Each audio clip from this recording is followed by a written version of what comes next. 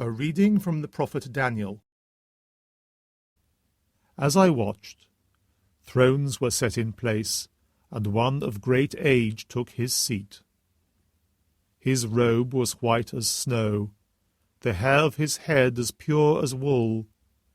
His throne was a blaze of flames, its wheels were a burning fire. A stream of fire poured out, issuing from his presence. 1,000,000 waited on him, 10,000 times 10,000 stood before him. A court was held, and the books were opened.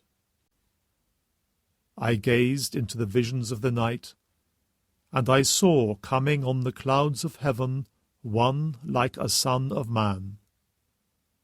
He came to the one of great age, and was led into his presence.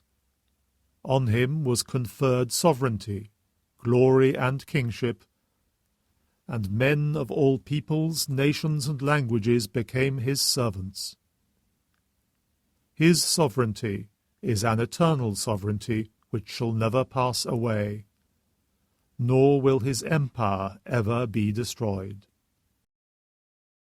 The Word of the Lord. A reading from the second letter of St. Peter. It was not any cleverly invented myths that we were repeating when we brought you the knowledge of the power and the coming of our Lord Jesus Christ. We had seen his majesty for ourselves. He was honoured and glorified by God the Father, when the sublime glory itself spoke to him and said, "This is my Son, the Beloved, he enjoys my favour."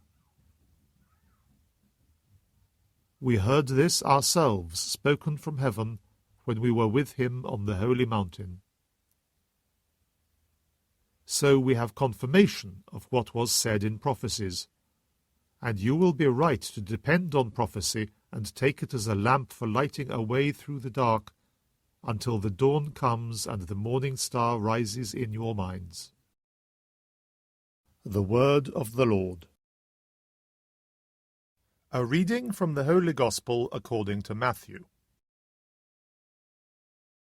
Jesus took with him Peter and James and his brother John, and led them up a high mountain where they could be alone. There, in their presence, he was transfigured. His face shone like the sun, and his clothes became as white as the light. Suddenly Moses and Elijah appeared to them. They were talking with him. Then Peter spoke to Jesus. "Lord," he said, "it is wonderful for us to be here.